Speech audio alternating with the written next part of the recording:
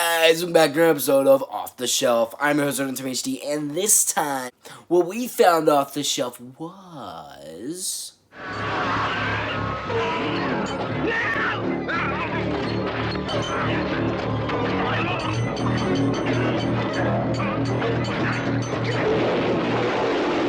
Hills Have Eyes, the most shocking, terrifying film you will ever see, by Wes Craven, writer and director of The Last House on the Left. The Hills Have Eyes. The lucky ones died first. The Hills Have Eyes, created by legendary director Wes Craven. This film was released in 1977 and is a fairly early release from Wes Craven. And obviously Wes Craven is the creator of such classics as Last House on the Left and Nightmare on Elm Street and the Scream franchise.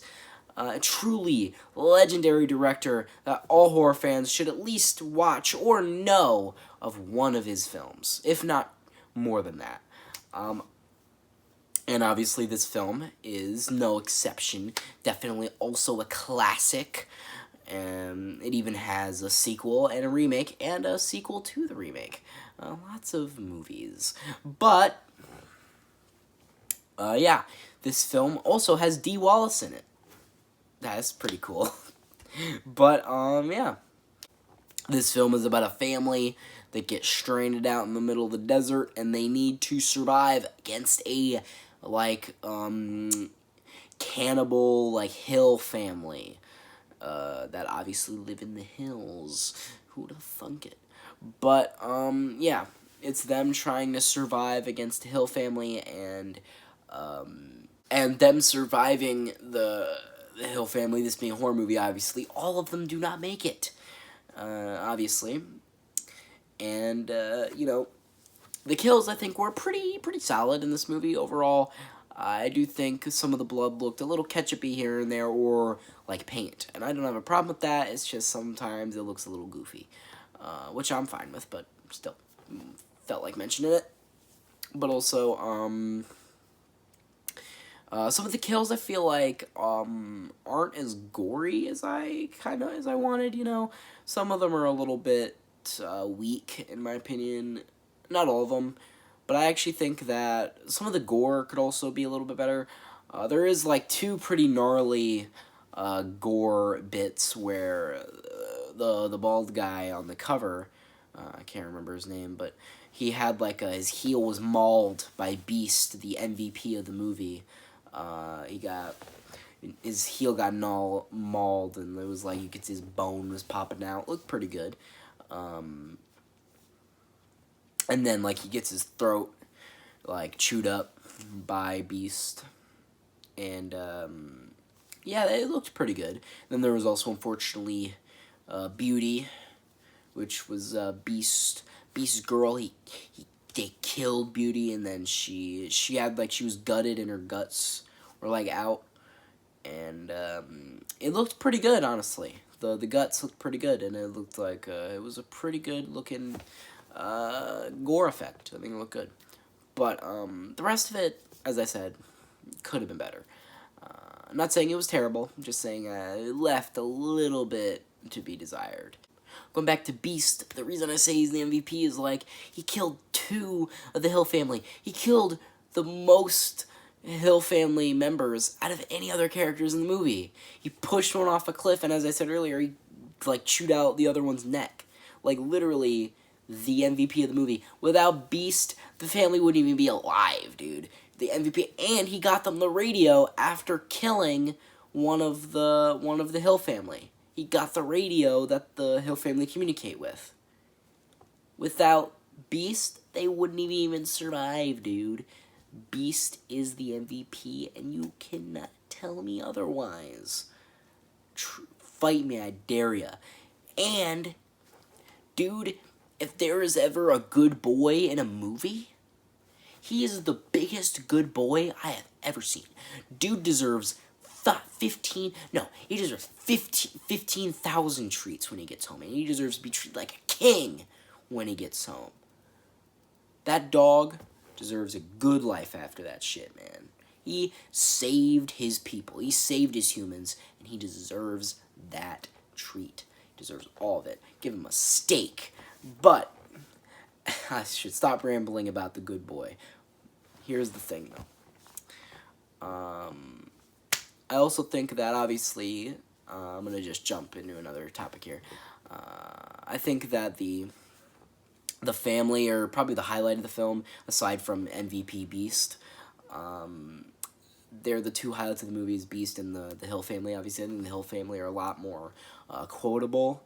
They're a lot more, like, iconic, I suppose you could say. Obviously, I think the bald guy is, like, the iconic character in the movie with his, like, weird-ass face. You know, his weird-ass motherfucker. I'm not trying to rag on the actor or anything. He's just, I mean, he's perfect for horror movies, but he's just, like, really weird-looking, you know. Yeah, no disrespect. It's a good thing. It's like he looks weird in a good way, you know. Because, you know, horror movies gotta have, like standout looking people, and he's definitely a standout. I also feel like I've seen him in other things, but I just can't recall what I've seen him from. But yeah, really enjoyed the film. So yeah, there was also multiple endings.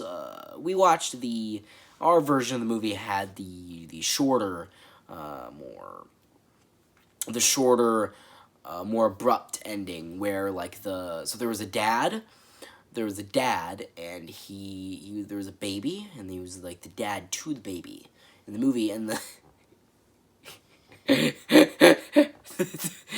yeah, I know, it's surprising, isn't it?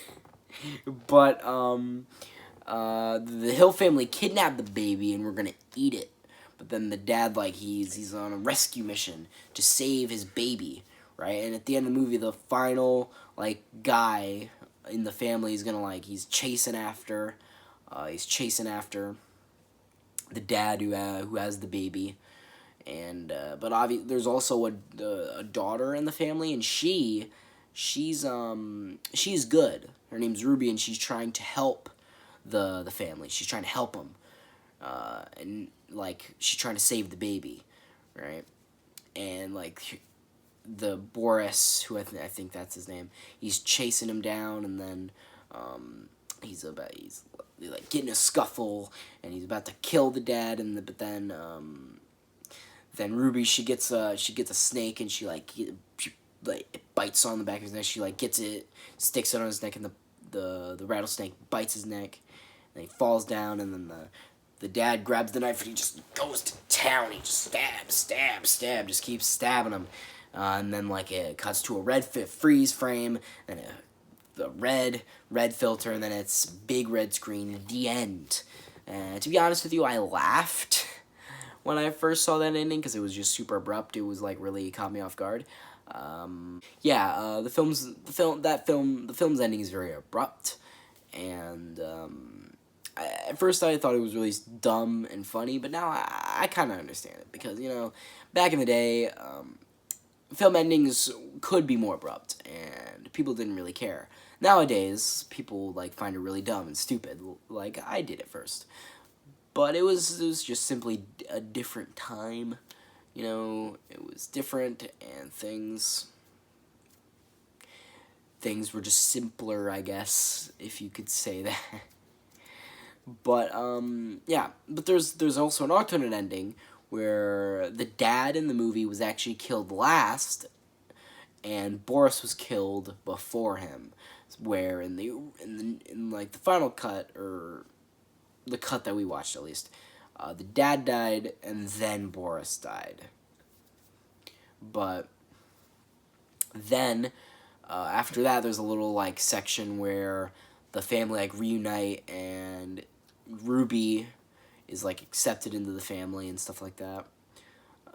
And it's like a little reunion bit of the movie. You know, like, at the ending of most movies, like a horror movie, like, all the survivors, they all, like, get together, and they're like, yeah, we survived. And then in some movies, they all die. I don't know. Not this one, though. They survive at the end of this movie. And then there's a freeze frame ending, and then it says the end. And yeah. So, I'd say the ending I preferred might have been the original ending, but not I don't know which ending was the original ending. I was thinking some versions was that ending, the other versions was this ending. But the ending that we watched originally, that was on the cut that we watched of the whole film, that wasn't the older ending. I personally liked the Seeing Red ending more because I just think it was like more intense. He was just stabbing the guy over and over, and also in the alternate ending, he only like stabbed him once, and he just kind of like stopped. But I think it would also make sense that he would like stab the guy over and over again because he was like about to kill his baby, you know. So I think there's a good reason for why he was like stabbing him over and over again. I think there's good reason for him to go, like just go ham on him. I think it makes sense. But I think it would make more sense than him just like stabbing him once, you know. But yeah. I also think the abruptness kind of like adds, because like what else do you need to do the film, you know? Do you really need that ending reunion? Do you need it? You probably don't. But yeah, overall, I think the film was, yeah, it was good. It was really good. And I definitely recommend it for horror fans, Wes Craven fans, if you're just looking for a horror movie. You know, definitely recommend it. Very enjoyable, very good. Definitely a goodie. And you should definitely, I don't know if you should like put everything down to watch it, but if you get the chance to watch it, watch it. But yeah, I think I'd rate this film an 8 out of 10. Very good. Definitely watch it if you get the chance. But, you know guys, I think I've said all I need to say. I think I've said my piece. So guys, if you like this video, share your friends, subscribe, turn the notification on, comment below if you liked it. And I've been Runtime HD, and I'll come back for you later, girly.